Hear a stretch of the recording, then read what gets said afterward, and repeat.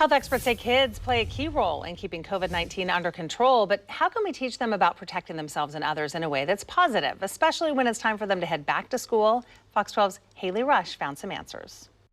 We spoke with a Randall Children's Hospital medical director and pediatric infectious disease specialist about how you can encourage your kids to follow public health guidelines, but in a way that's not filled with fear and anxiety. Take a look.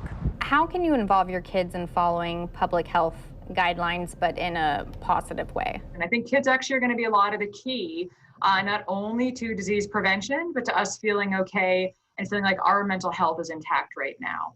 So again, turning into a positive message for kids and teaching them resilience, that they're doing an action that's helping other people. So they're part of the solution. They're part of defeating coronavirus. They're part of protecting their grandparents. I'm a big proponent flipping from a fear and anxiety to direction for kids, to letting them be empowered and letting them breed resilience based on their own actions. Say there's a parent watching this and they have a kid who's maybe fearful. What advice would you give them to kind of maybe flip the switch there? First thing I would do is say that they probably know their kid best. So this is just like every other anxiety, every other monster under the bed that parents deal with. That this is fear in kids, and that's part of them developing and part of them becoming their own being. There are some specific things out there. So actually a coworker of mine, Beth Torker, wrote an amazing book about coronavirus, specifically targeting kids. I think having some focused resources like that can be really helpful if it's a clear block for your kid.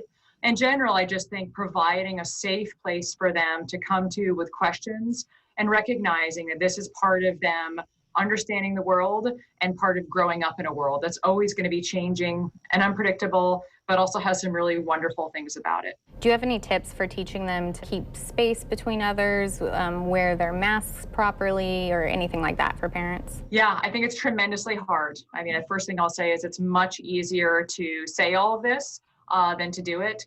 I still go back to, I think we need to be gentle with ourselves. We need to be forgiving, to understand that everyone has a slightly different situation.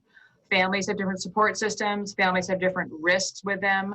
I think we can still have community to support us through this and recognize this isn't a solution over a week or two.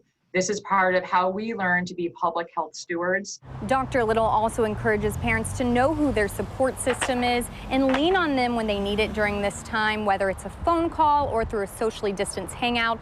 She also says that connections are extremely important for kids, especially as we head into the fall and winter with rainy and dark days. Haley Rush, Fox 12 Oregon.